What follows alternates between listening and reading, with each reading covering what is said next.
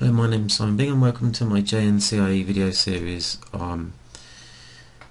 This is my video on a continuation of my path selection videos, and this time I'm going to be covering choose the path with the lowest preference value, routing protocol preference. Now, if you've come this far and you're looking at the JNCIE, this should be absolutely blindingly obvious to you. Every routing protocol has a preference associated with it, and in Cisco terms this is administrative distance. This is really trustability of the protocols. If we do a show route, say on a routing table, show route, run, sorry, I've got butterfingers today, run show route. We can see lots of routes here. We can see static routes with path. We can see OSPF routes with an administrative distance or preference of 10, and we can see BGP routes with the preference of 170. So what that rule number 2 means in the OSPF path selection is obviously it's going to, if you don't know this already, it chooses the routes with the lowest preference value. Now it's not really a BGP thing. That's more of a routing thing. So let's actually give you a really clear demonstration of this. So if we just have a quick look at my network here. So let me tell you what I'm doing here. So I'm advertising this loopback, in fact all the loopbacks into this network here. I'm advertising them into it twice. OSPF is running and actually in fact has this as one of its interfaces, so it's advertising into OSPF. And also I redistribute, or if that's the term you want to use, this into BGP as well. So if we have a quick look on my router here, say router 13, so if we have a quick look, we go top, run show OSPF interfaces. So you can see here we're advertising the loopback into OSPF. So what I'm doing is I have a policy in BGP called into BGP. It's got a little arrow. If I go show policy statement into IBGP, I think it is, we can see here I've got another thing that says from protocol direct, and that is actually the address of the loopbacks. Then accept that into BGP. So let's have a look at router 10 and let's see what we've got in the routing table. So let's go run show route 10.0.0.0. It was 13, wasn't it? And we can see here we've got two routes we've learnt here. One has a higher preference value, and you see it's not selected. I think we've got a detail command here. If you can't understand that, I think even tells you here, look, in plain English, route preference, that's why it's inactive. Can't get a lot better than that, can you? Okay, so that's a very straightforward one actually, and I won't labour the point any further. It's quite obvious. Okay, thank you. Until next video, goodbye. Okay, this is a little appendum to my BGP path selection 2, the video about preference. It got me thinking, and some reading I was doing here, so whether it's possible, because you have the weight attribute in Cisco, whether it's possible to influence the preference for that value. So it says it's possible in theory, so I'm just going to have a crack at it. I've not practiced this video, as in most videos I don't practice them, to be honest with you, I just go ahead. So let's have a little look and see if I can influence the BGP selection to make it a lower preference value than this OSPF route. Okay, so let's have a look. Let's do edit protocols BGP, and let's see what we've got here already.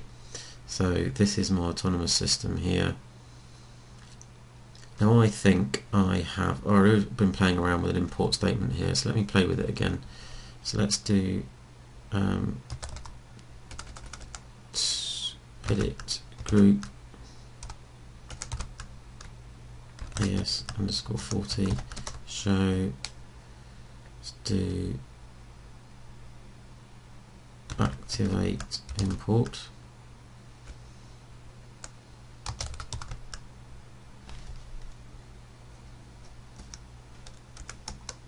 Is that enough? Right, let's go and find my policy. Okay, edit policy statement.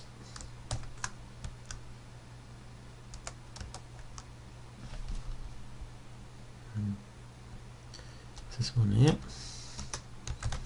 I don't know what I've been doing. I'm playing around with these things before, so local preference is a different thing completely. So let's just let me just nuke this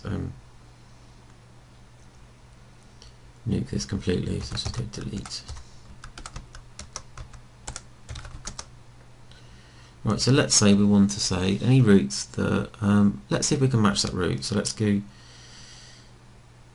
set protocol, some protocols BGP, set term 1 from protocol BGP. Let's do route filter. Let's filter on that other router's loopback address, which I think was 13. 32 exact. Then set. Then let's for preference. Is it? I think it's preference 1. I'll have a look at what preference 2 is in a bit. I think it's preference 1. Let's set it to 5. So set term. Oh, we'll do a term 2 to accept all. It's a bit risky this bit. Set term 2, then accept. So we're just basically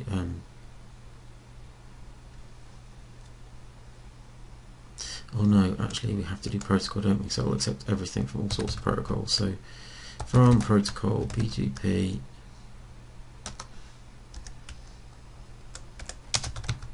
then accept. Let's have a look at what we've got here then. So I'm saying here if it's from protocol BGP and it happens to be that route, then set the preference to 5. If it's, and then I'm saying basically accept all BGP routes coming in because we don't want to start blocking all that by accident. So let's commit this and see if this has worked. I have no idea if this can work or not.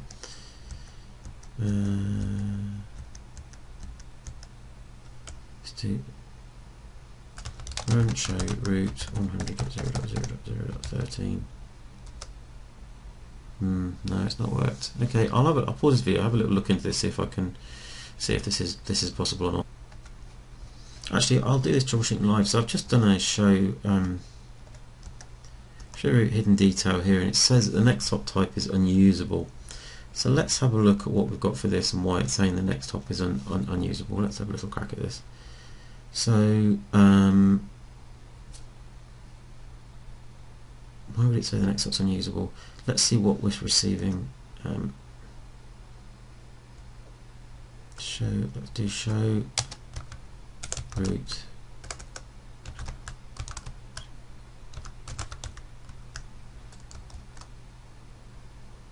BGP neighbour. I wonder if we've got a catch-22 here in that it's advertising the next hop as this address, and yet if this hop address it doesn't know about, then that's not going to work.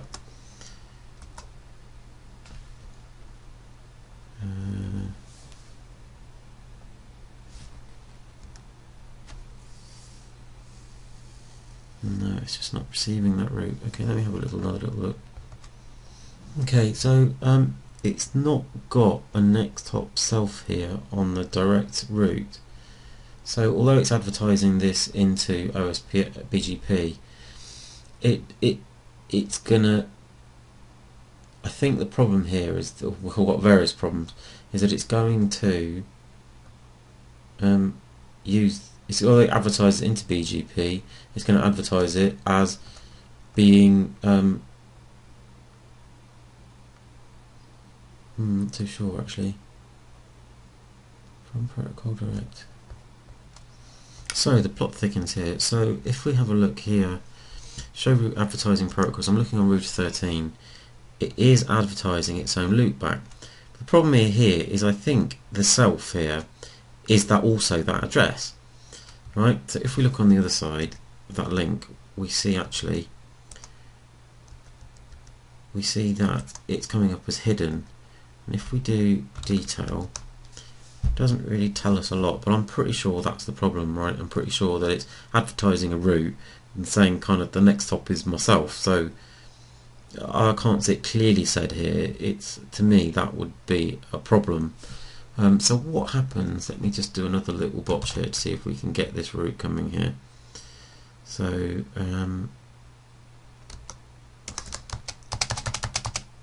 edit policy statement into IBGP.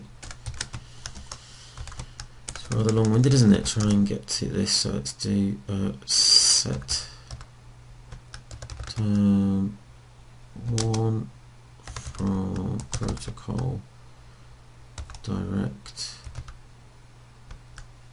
No. Term 1. Then next hop.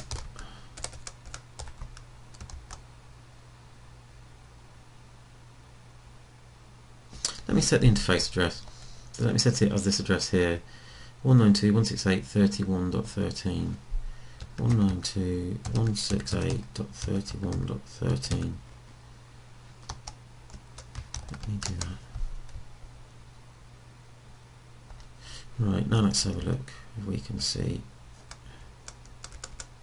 I'm looking for routes from 13. Hey, look, that's what we've done. So now it's appearing in the route table. Okay, a little bit of troubleshooting. That's a real messy thing, by the way. I wouldn't want to do that in real life, but we're trying to demonstrate some points here. So, right, we now should have this trying to be in the route table. So if we do run show route, hey, it's putting my BGP one in. Okay, so that's brilliant. So back to what we were trying to prove here is that it is possible, here's my policy statement, it is possible to change the preference and make it choose the BGP route, for example, over the OSPF route. Just watch out changing preference values. It's quite dangerous, really, because what you're really saying, you can end up in situations where this router, you know, because you've messed around with the preference values, it doesn't matter here because they're actually both choosing similar paths. But if you had a situation where this router was saying, oh, I know the best way to get to that network is over here, and you've tampered with the preference values, and it just happens that because you've changed the preference values, a different routing protocol now is making a different decision. So it's almost like OSPF could say, send it over here, and BGP could say, send it back here, and so on and so on. You could end up with a routing loop. So on the whole, wouldn't go changing preference values too freely. But anyway, I hope that proves the point, and I hope this video is useful to you. Okay, thank you. Goodbye.